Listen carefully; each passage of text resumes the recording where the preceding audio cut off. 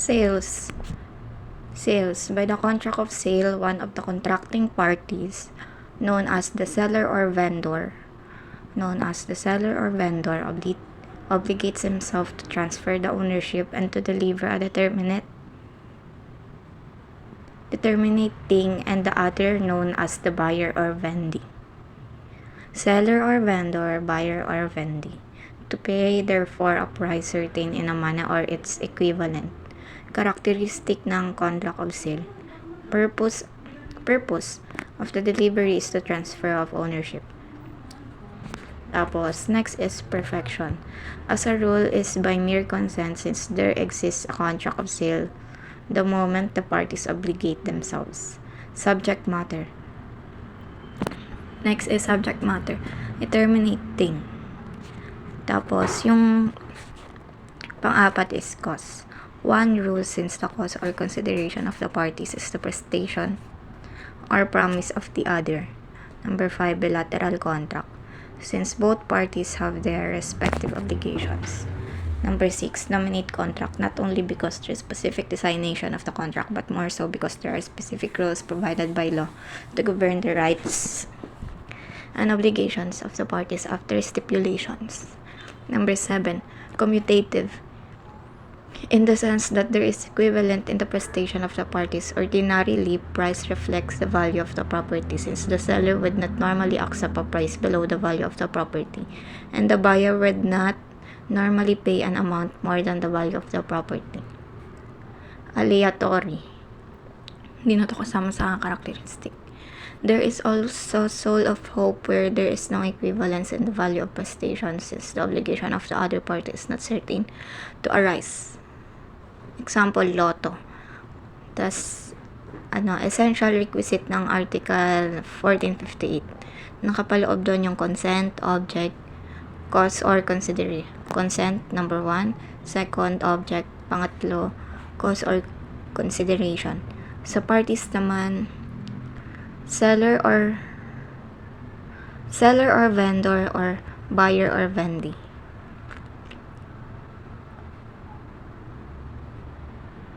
Seller or yung vendor, tas buyer or vendee.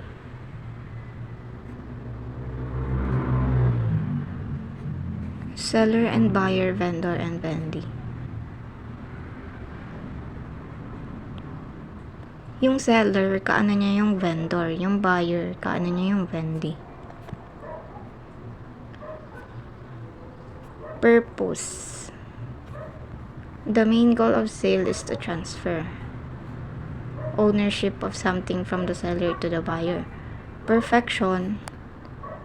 A contract of sale is completed by mere consent. Yung purpose, transfer ownership. Sa perfection, completed by mere consent between the buyer and the seller as soon as both parties agree on the item and the price the sale is considered valid.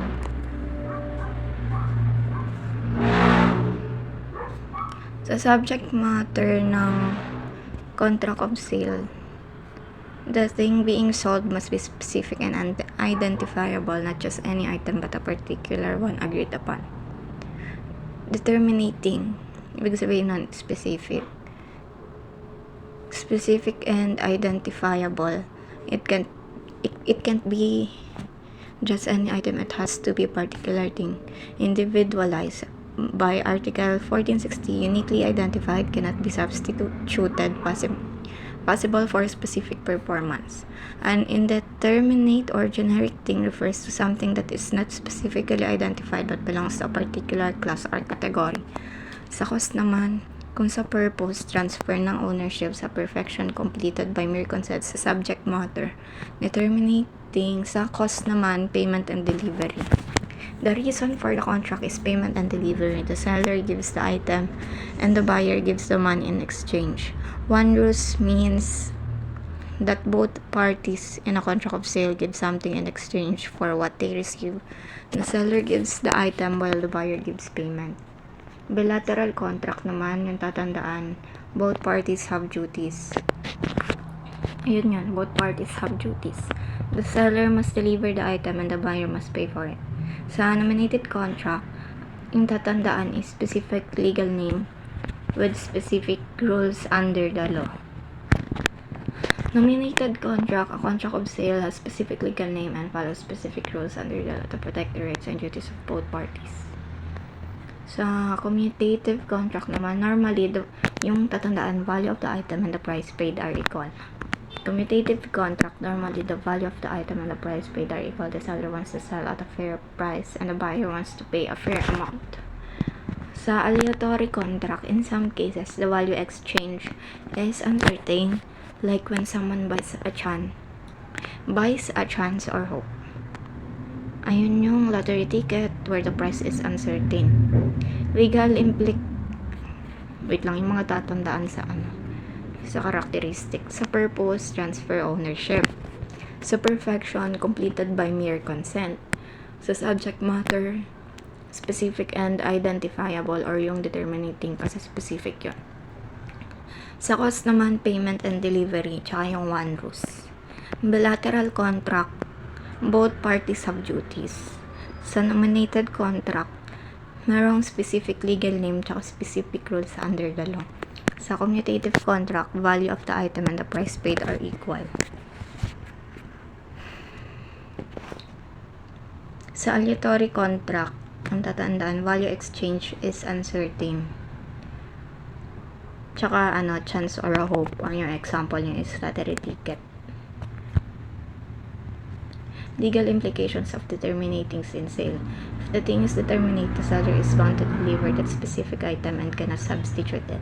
If the thing is lost due to a fortuitous event, the seller is excused for performance as no other can replace it. If the thing is indeterminate, the seller can fulfill the obligation with a class and genus. Failure to deliver that specific item can result to legal consequences.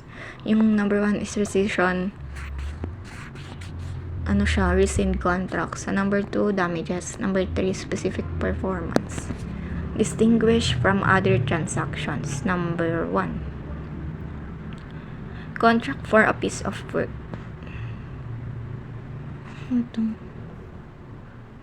Contract for a piece of work. A contract for the delivery at a certain price of an article which vendor is the ordinary course of his business manufactures or procures for the general market, whether the same is on hand at the time or not.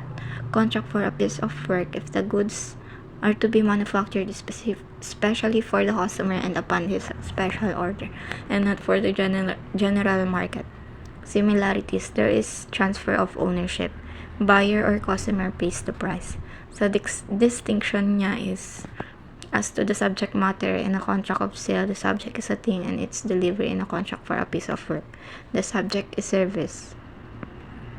Importance ng distinction. For purposes of applying the statute of frauds, only the sale of personal property price 500 or more is required to be in writing. Dación and pago. Dación and pago. Similarities. Governed by the law on sales, there is delivery of the terminating and transfer of its ownership. Sa contract of sale, source of obligation. Sa dación and pago, special form of payment which extinguishes an obligation. Sa contract of sale, no requirement for a pre-existing obligation. Sa dación and pago, there is a need for pre-existing obligation. Sa contract of sale, cost for the seller is the price, and as to the buyer, the delivery of the thing and transfer of ownership.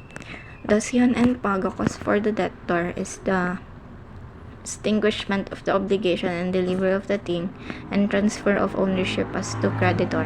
Sale versus payment by cession. Sa contract of sale, no pre-existing obligation. Sa cession, there are pre-existing obligation. Sa sale, merong creates an obligation. Sa cession, extinguishes an obligation. A sale, the cost or consideration is the price from the seller's point of view and the delivery of the object from the buyer's point of view. Sa cession, the cost or consideration is the extinguishment of the obligation from the debtor's point of view and the assignment of the things to be sold from the creditor's point of view. Sa sale, there is a greater freedom in fixing the price. Sa cession, there is less freedom in fixing the price because of the fixed amount of the pre-existing credits which the parties seek to extinguish. Sa sale, the buyer becomes the owner of the thing transferred upon delivery. Sa cession, The creditors do not become the owners of the property assigned to them but are merely given the right to sell such property and apply the proceeds to their claims. Sa sale, governed by the law on sales. Succession, governed by the law on obligations of payment by cession or the final rehabilitation and Insolvency Act. Distinction niya, in a contract of sale, the cost is cash, while in a contract of barter, the cost is non-cash asset. Contract of sale of movable party with a price of at least 500 or sale of immovable regardless of price is covered by statute of fraud, while contract of partner of movable with price at least 500 or partner of immovable regardless of price is not covered by statute or fraud. Explanation ng contract for a piece of work versus sale. Sa sale kasi, yung seller dinideliver yung item at a price and the item is something they normally make or sell in the market. Sa contract for a piece of work, a seller makes an item specifically for a buyer based on their order, not for their general sale. Customized order siya. Example sa sale, you buy a standard wooden table from a furniture store. The store normally sells this type of table to anyone. Sa contract for a piece of work, you ask a carpenter to make a table with a custom design and measurements that only you requested. Why it matters. Sales of personal property worth 500 or more must be in writing. Statute of frauds. Sa contract of piece of work, don't need to be in writing. Sa dasyon and pago naman versus sale. Sa sale, a person sells an item for a price. Sa dasyon and pago, a person gives an item to a creditor to pay off a debt. Example, sa sale, you sell your old car to a friend for 500,000. Your friend pays you in cash. Sa dasyon and pago, you owe the bank 500,000 in unpaid loans. Instead of paying in cash, you give them your car to settle the debt. Sa main difference ng sale tsaka dasyon and pago. Sale is about exchanging goods for money. Dasyon and pago is about using goods to pay a debt. Okay.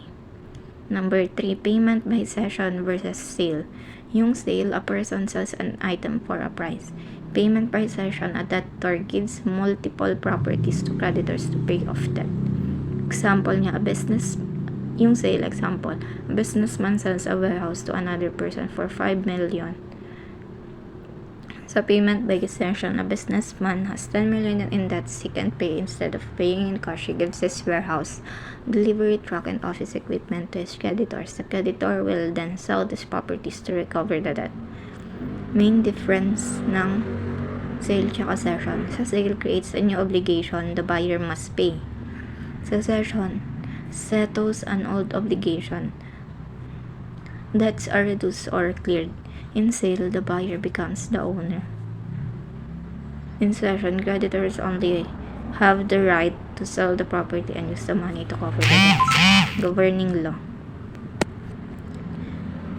Sa sale, follows the law on sales. Sa cession, follows the law on obligation and insolvency. Additional distinction ng sale versus barter. Sale, money is exchanged for an item. Barter, another item, not money, is exchanged for the item. Example niya, sa sale, you buy a cell phone for 30,000 at the store. Sa barter, you trade your old laptop for a cell phone instead of paying cash. Barter pala yun. Why it matters. Statute of frauds. Sa sale of movable property worth 500 or more must be in writing. Sa sale of immovable property, example niya yung land, must be in writing regardless of price. Barter is not covered by this rule even if the item is worth 500 or more. Other notes. Prestation. Obligation to do, obligation not to do, obligation to give. Obligation not to give. It impliedly included yung not to give several decisions of Supreme Court. Sa contract of sale, is perfected when there is meeting of minds upon the object and price, delivery, and payment are not necessary for perfection. Article 1475 of Civil Code.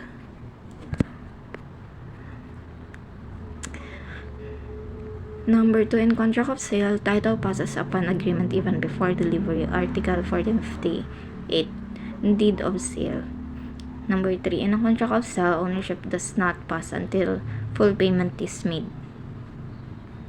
Condo, condition. Sa favorite questions naman. Remedies of a buyer when the seller fails to deliver the thing sold. Remedies of a buyer when the seller fails to deliver the thing sold. Number 1, demand specific performance or rescind the contract with damages the execution of delivery. Number 2, demand damages for non-delivery. Demand damages for non-delivery. Number 3, in case of a generic thing, you can compel delivery. 1595 to 1596. So next favorite question is, what warranties are implied in every contract of sale? What warranties are implied in every contract of sale? Number 1, warranty against eviction. Number 2, the seller guarantees legal ownership. Warranty against legal defects, Article 1547 to 1561. Pangatlong favorite question, rule when a buyer is in default on an installment sale of personal property. Recto law. Rule when a buyer is in default installment sale of personal property. Number 1, the seller made exact fulfillment and demand payment. Number 2, cancel sale, retain previous payment. Number 3, repossess the property. Pang-apat na favorite question, when can a sale be considered simulated or void? When can a sale be considered simulated or void? A sale is simulated or void when it lacks consideration, walang pambayad, or was made to defraud the creditors. Pang-5 na favorite question, effects of a sale of property of not owner. Effects of a sale of a property of not owner. Number 1, valid if buyer is in good faith and seller later acquires ownership. Number 2, voidable if the real owner consents. Number 3, void if fraudulent made without owner consent. Pang-6 na favorite question, when does risk of loss pass to buyer? When does risk of loss pass to buyer? Number 1, for specific goods upon perfection if the ownership has been transferred. Number 2, for tangible goods or yung mga generic upon delivery. Number 3, if delivery is delayed due to seller fault, seller risk. Pang-7 na favorite question, rule of double sales of real and personal property. 1544, for real property first to register in good faith has a better right. Number 2, for personal property first to possess in good faith has a better right.